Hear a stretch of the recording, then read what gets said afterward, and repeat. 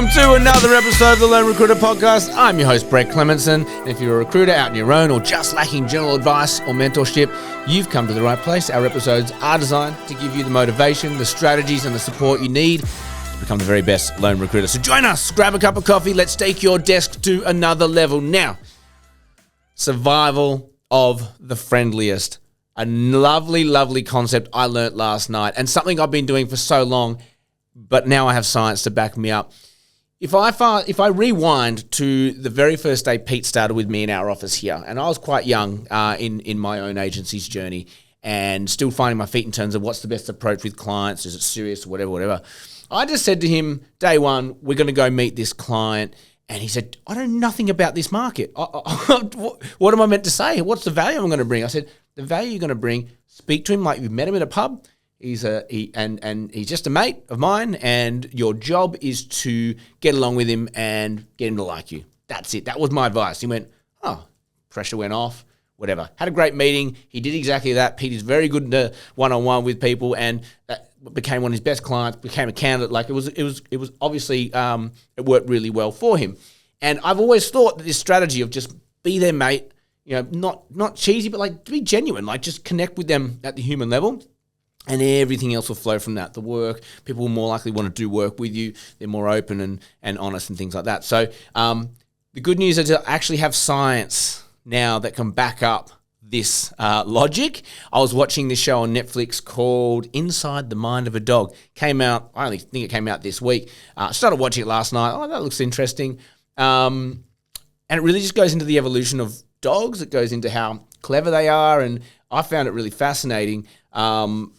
I don't know if you know this, but dogs, it makes sense. They're both prey and predators, which makes them quite, they're not at the top of the food chain. So they do have to be careful. And I think, through the history of animals and dogs, they evolved into certain species, like the big cats, the big panthers, all that sort of stuff. All those have almost been wiped out. Dogs and bears come from the same lineage, apparently. They're the main ones that have survived. And dogs have absolutely thrived.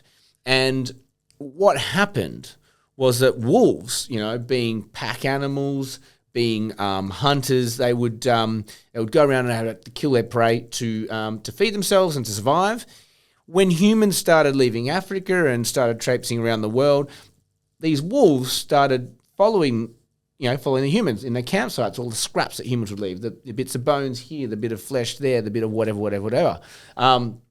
And they started hanging around. These wolves started hanging around the campsites, and they start kind of becoming a bit friendly. They realize if they come up and they don't bite, well, they get a bit of better meat, And if they're friendly to the dog, they get a little bit of a scratch. If they're friendly to the human, they get a bit of a scratch.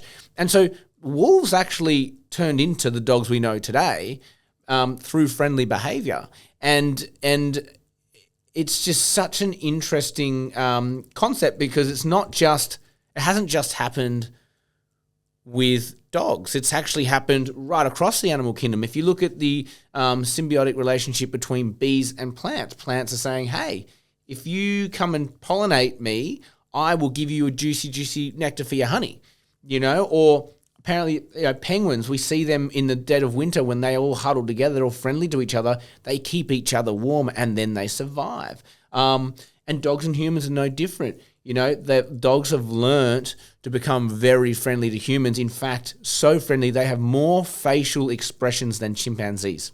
They have learned through human interaction, dogs, more facial expressions than chimpanzees. Like there is a huge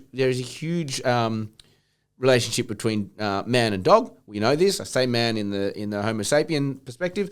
Obviously, women as well. But what does this all mean? We've all heard the term survival of the fittest, and to an extent, yes, that still rings true. But this concept that is now based off what these examples I've given you, it's survival of the friendliest. The friendlier you are, the more these species have thrived. Bees, flowers, penguins, like dogs, they have thrived compared to their family brethren who have died off because they didn't have this friendly gene. So why do I say all this? I start at the top with Pete. I genuinely think this is the evolution for recruitment. I had Pete Watson on last week, and he's totally hitting the nail on the head where when I started recruitment back in early 2000s, it was our agency versus your agency. That's my competitor. Thou shalt not speak to them. You will destroy them. Don't give them any secrets. Closely guard everything you know. Don't talk to anyone about your tips and tricks and how you do things because it's us versus them. And I think it happened a little bit before COVID, but COVID certainly ramped things up where all of a sudden every recruitment agency got leveled. It was like, oh my God, what's about to happen? And everyone starts talking. Everyone starts getting ideas. Everyone starts sharing ideas. I actually think it coincides as well with this evolution of LinkedIn and the way of gaining followers or gaining clients or becoming a perceived expert in your field is about giving information, giving ideas. Like this podcast, we give. And then all of a sudden you're going, oh, I'm taking all this stuff. This is great sharing, right? It is survival of the friendliest. I genuinely think we are headed that way rapidly. So the point of this episode is if you're still a recruiter that is close guarded, if you're still a recruiter that does not speak to other recruiters, if you're a recruiter who doesn't share anything, that doesn't want to interact with other recruiters, you don't go to the RCSA meeting, you don't go to all this stuff, maybe rethink this. Maybe rethink why you're listening to this. You're probably thinking, okay, fair point.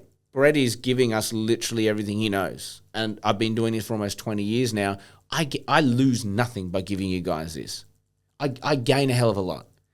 And I think your desk would be the exact same. If you can flip your mind to survival of the fittest and strongest and best to survival of the friendliest, give it a crack. Just see what happens. Do it with your clients. How can you be friendlier with your clients? How can you be friendlier with your candidates? How can you be friendlier with your colleagues?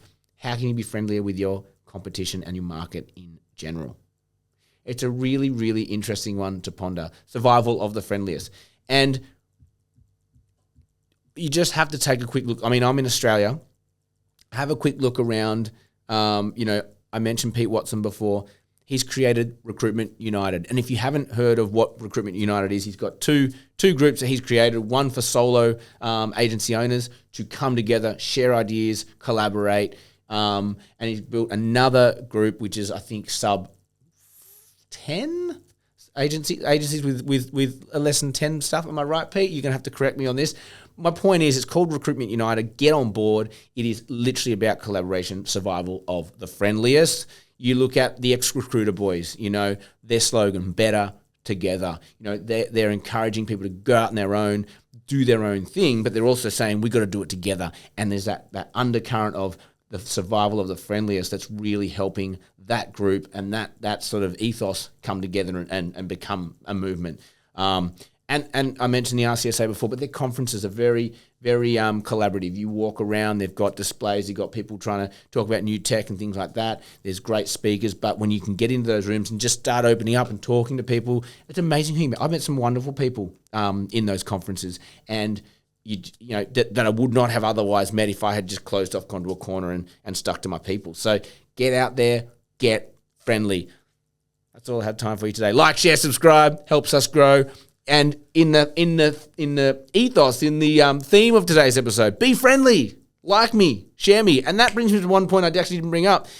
If you're looking at LinkedIn, start liking your competition's posts. Start commenting on it. Help them rise up. Don't bring them down. By helping them rise up, it actually makes you look better.